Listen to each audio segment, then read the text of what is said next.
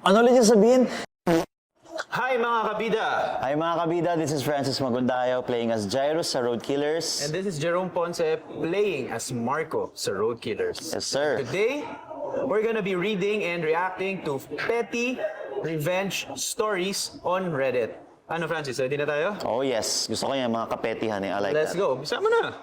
Okay. Okay. First story. Jerk neighbor loses temper, gets magazine subscriptions. So a friend of mine told me to put this here. I had a neighbor that was an Ooh. Sorry. I have 2 dogs who spend time outside and I have an aquatic child. Huh? What do you mean aquatic child? Chokoy. He decided that he was better than my little family because we were renting the house. He would threaten me, he would threaten my son to his face. He tried to get my dogs taken away. He would scream and yell at me and my son if we were playing outside. He would throw nasty cigarette butts on our yard. He called our landlord numerous times to try to get us evicted.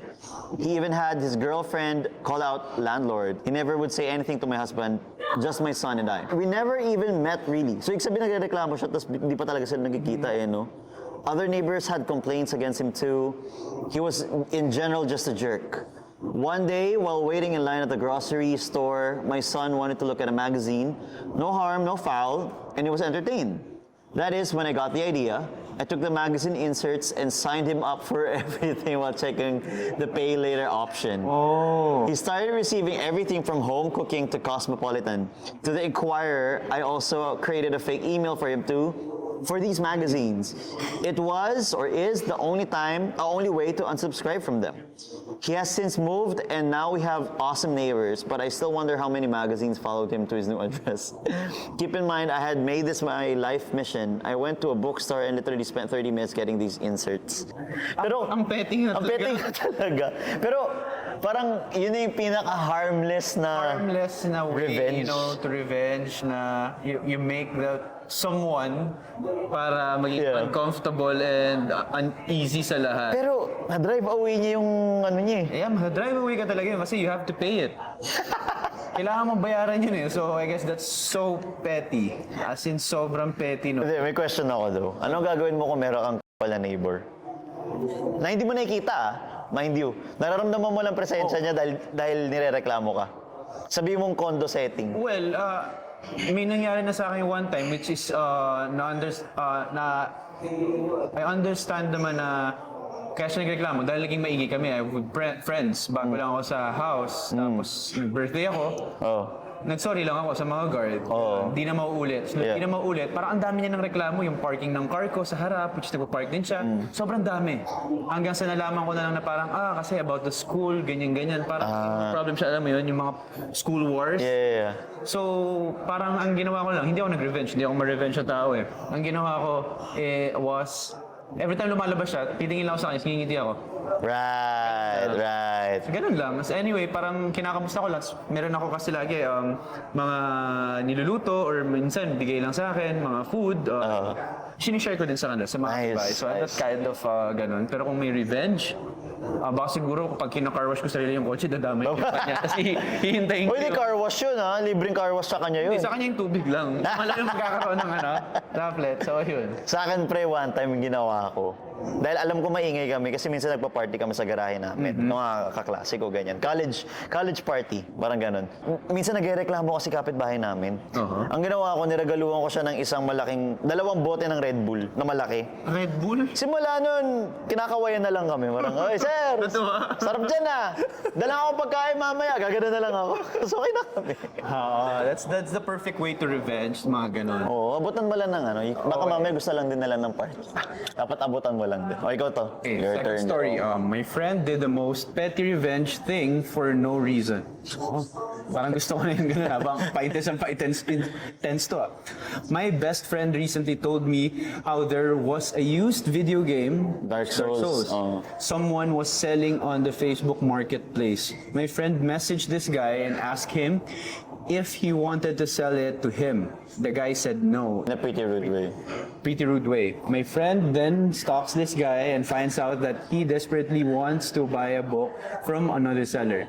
This book is pretty rare and the guy seemed like he wanted it super bad. He even commented jokingly, on the post saying, if you sell this to anyone else, I'll find you and egg your house. Egg your house, like... Papatay ng itlog, Very US setting nga eh. Walang In a stroke itlog ba sa of Philippines? genius, my friend buys the book and at double price, even though the other guy already wanted it. Okay, hits ko na yung ano. My friend then sends a picture of the book to the guy and says, still don't want to sell me Dark Souls? And the guy gets pissed off. Then, yun ang pinaka-petty na parang gusto mo lang man-trip. Ang sa akin, hindi naman ganong ka-rare ang Dark Souls eh. Rare. But I think this was way before. Siguro nga. Gusto ko magkaroon ng kasing dami ng pera nitong taon to, kasing dami ng oras niya. Ganun lang yung gagawin. Pero ganun ang gagawin mo araw-araw. Parang, Ay, nako. Tsaka, willing siya magsayang ng oras. yun nga eh. Di ba? Hinahanap niya pa. Nang stock pa siya sa marketplace. Wake up calls for a month. Pangatlo. Yeah, third story. Back in college, there was this girl who was friends with a few of my friends, but she wasn't part of our friend group. She, for some reason, hated that I was the glue that held the group together. She did her best to piss me off, and she talked about me behind my back. But of course, my friends were going to tell me. Anong gusto kong kaibigan? Diba? Talking ka, tapos sasabihin ka agad sa'yo.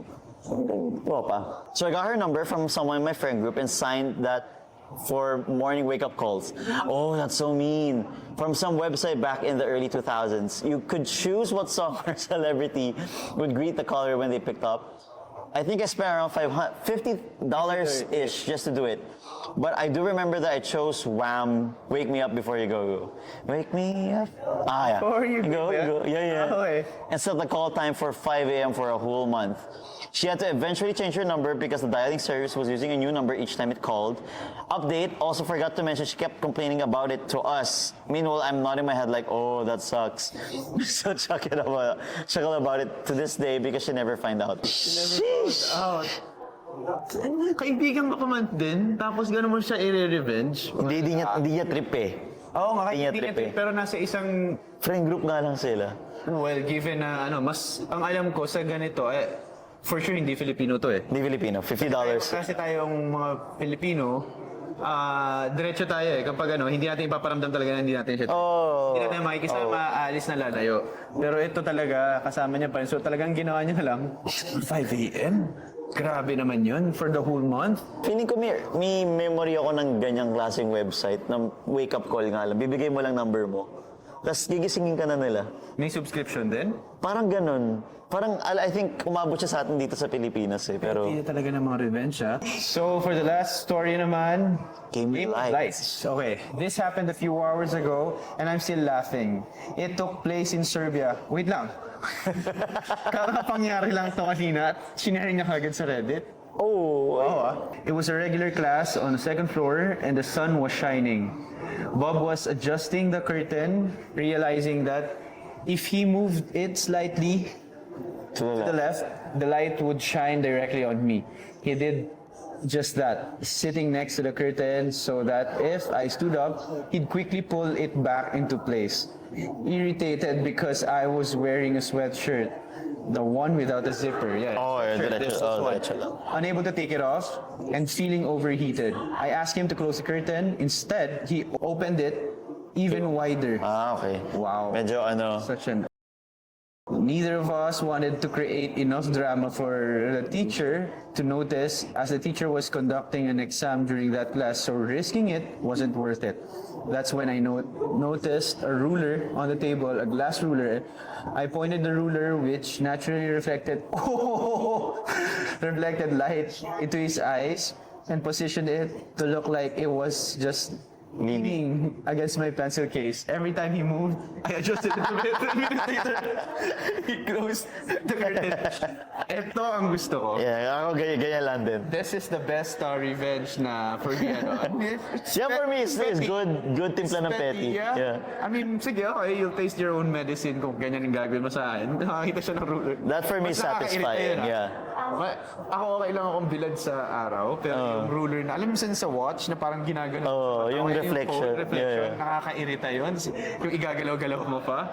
Gets ko yung init niya. Ang galing nga niya magkwento na naiinitan na kasi siya dahil wala siyang zipper. Walang zipper yun eh. Pero Yun ang gusto ko.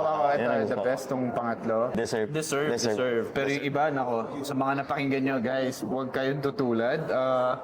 Be the better person. Huwag masyadong revenge. I mean, smile na lang, katulad ng ginawa namin. I mean, it's natural na mainis.